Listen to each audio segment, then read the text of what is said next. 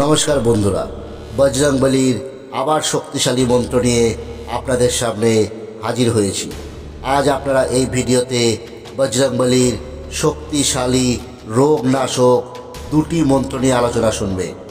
আপনার অথবা আপনার পরিবারের কেউ যদি কোনো রোগে দীর্ঘদিন ধরে আক্রান্ত থাকেন, তারা যদি শ্রী রামচন্দ্র ও বজরংবলীর প্রতি পূর্ণ ভক্তি ও আশ্বাস রেখে নিত্য এই দুটি মন্ত্র জপ করেন, তাহলে সেই রোগ থেকে খুব তাড়াতাড়ি মুক্তি পেতে পারেন।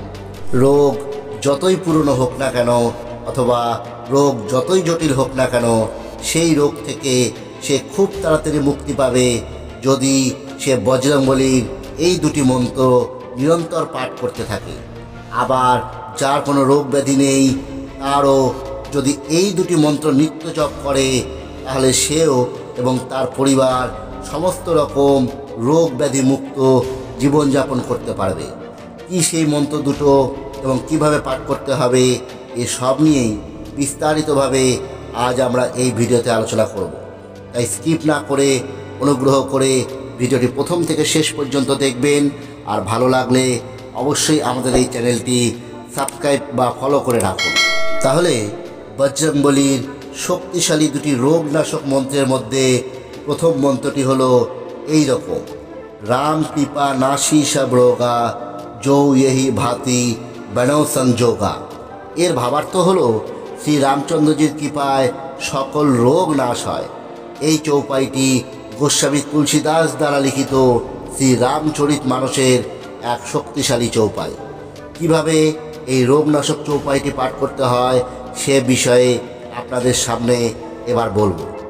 যদি যে ব্যক্তির কোনো রোগ হয়েছে, যদি সে নিজে পাঠ করতে চায়, তাকে কোনো আচার বা বিচার ছাড়াই সে মনে মনে শ্রী রঘুপতিকে বসিয়ে এবং শ্রী বজরংবলীকে স্মরণ করে এবং তার প্রতি অটুট ভক্তি ও বিশ্বাস রেখে নিরন্তর মনে মনে এই চৌপাইটি পাঠ করে যেতে পারে। কিন্তু আপনি যদি অন্য কারো জন্য এই মন্ত্র পাঠ করতে চান, তাহলে প্রতিদিন সন্ধ্যাবেলা হাত পা ধুয়ে কোনো আসনের ওপর বসবেন এবং সামনে একটি রাম দরবারের ফটো রাখবেন। যদি রাম দরবারের ফটো না থাকে, তাহলে এমনি বজরংবলীর ছবি বা মূর্তির সামনে আপনি এই মন্ত্রটি পাঠ করতে পারেন। আপনি ধূপ ও প্রদীপ জ্বালিয়ে এই মন্ত্র কমপক্ষে 108 বার জপ করবেন। এছাড়া এই মন্ত্র আপনি মনে মনে নিরন্তর পাঠ করে যেতে পারেন। যত বেশিবার পাঠ করবেন, এই মন্ত্রের ফল তত বেশি পাবে। আপনারা এই মন্ত্রটি সঠিক প্রয়োগ করুন এবং পাশাপাশি চিকিৎসকের পরামর্শ মতো চলুন। দেখবেন এতদিন যে চিকিৎসায় আপনার রোগ সারছিল না, আপনি খুব তাড়াতাড়ি সুস্থ হয়ে উঠছেন। এবার আসি দ্বিতীয় শক্তিশালী মন্ত্রটি। দ্বিতীয় মন্ত্রটি হলো নাশে রোগ হরে সব পীরা, জপত নিরন্তর হনুমত বীরা।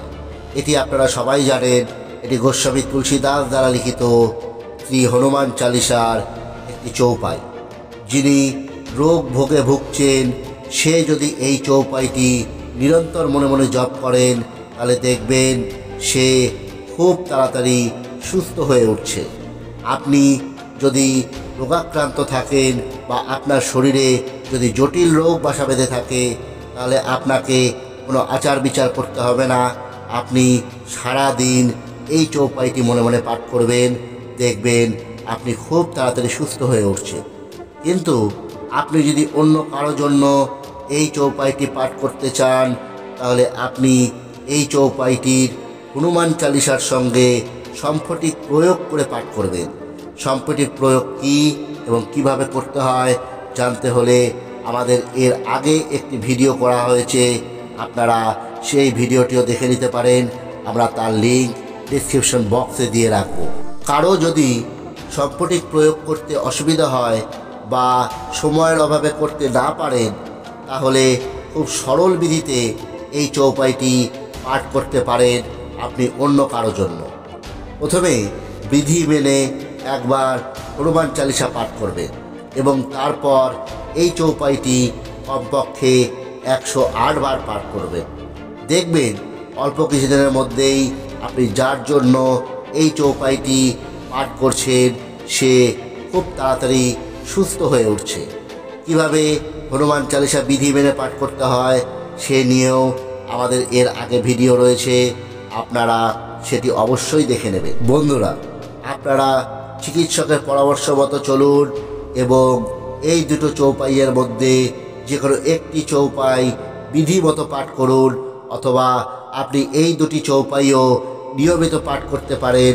দেখবেন রোগ ব্যাধি খুব তাড়াতাড়ি আপনার বা আপনার পরিবারের যে কোনো সদস্যের থেকে দূরে চলে যাচ্ছে।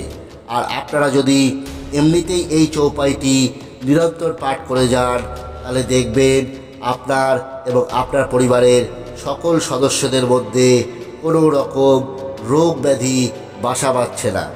আপনারা সুস্থ জীবনযাপন করতে পারবেন। ভিডিও যদি ভালো লেগে থাকে তাহলে অবশ্যই লাইক করুন, ওর মধ্যে শেয়ার করুন। ধন্যবাদ, সকলে ভালো থাকবেন।